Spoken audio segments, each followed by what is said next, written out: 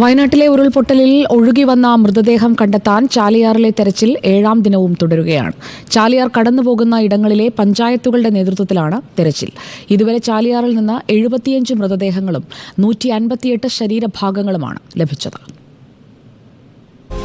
ഉരുൾപൊട്ടലിൽ ഒഴുകിയെത്തി പുഴയിൽ തങ്ങി നിൽക്കുന്ന മരങ്ങളും മുളങ്കൂട്ടങ്ങളുമെല്ലാം മുറിച്ചു മാറ്റിയാണ് തിരച്ചിൽ നടക്കുന്നത്.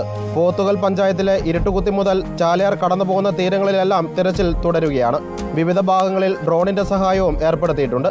ഫയർഫോഴ്സിന്റെ 5 യൂണിറ്റും 101 സിവിൽ ഡിഫൻസ് അംഗങ്ങളും ചാലിയാർ തീരത്ത് സജീവമായി രംഗത്തുണ്ട്. പഞ്ചായത്തിന്റെ ഈ വാർഡുകളിൽ ഇനിയും ഒരു മൃതശരീരത്തിൻ്റെ ഒരു അവശിഷ്ടവും ബാക്കിയില്ല എന്ന് ഉറപ്പുവരുത്തുക എന്ന ഉദ്ദേശത്തോട് തന്നെ എല്ലാ വാർഡ് മെമ്പർമാരുടെ നേതൃത്വത്തിൽ ചാലിയാർ കടന്നു പോകുന്ന എല്ലാ വാർഡിലും തെരച്ചിൽ നടത്തിക്കൊണ്ടിരിക്കുകയാണ്. ഇപ്പോൾ അവിടുന്ന് ഒഴുകി വന്നൊരു മുളങ്കൂട്ടാണ്. ഈ മുളങ്കൂട്ടം ഫുള്ളായിട്ട് ഞങ്ങളിത് നീക്കം ചെയ്തിട്ട് അതിൻ്റെ അടിയിൽ മൃതദേഹം ഉണ്ടോ അല്ലെങ്കിൽ എന്ത് ഉണ്ടോയെന്ന് അറിയാൻ വേണ്ടിയിട്ട് ഞങ്ങൾ തിരഞ്ഞുകൊണ്ടിരിക്കുകയാണ്. ഇന്നലെ സൂചിപ്പാറയ്ക്ക് സമീപം കണ്ടെത്തിയ മൃതദേഹം ഹെലികോപ്റ്റർ ഉപയോഗിച്ച് എയർലിഫ്റ്റ് ചെയ്തു. ഈ മൃതദേഹം കണ്ടെത്തിയ 18 അംഗ സംഘത്തെ സുരക്ഷിതമായി തണ്ടർബോൾട്ടും വനപാലകരും വയനാട്ടിലെത്തിച്ചു. കഴിഞ്ഞ 3 ദിവസമായി കനത്ത മഴ മാറി നിൽക്കുകയാണ്. ചാലിയാറിലെ ജലനിരപ്പും താഴ്ന്നു തുടങ്ങി.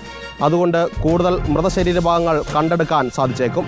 നിലമ്പൂരിൽ നിന്ന് വീഡിയോ ജേർണലിസ്റ്റ് ഷനിൽ കണ്ണനൊപ്പം reporter Sinoj Thomas in reporter.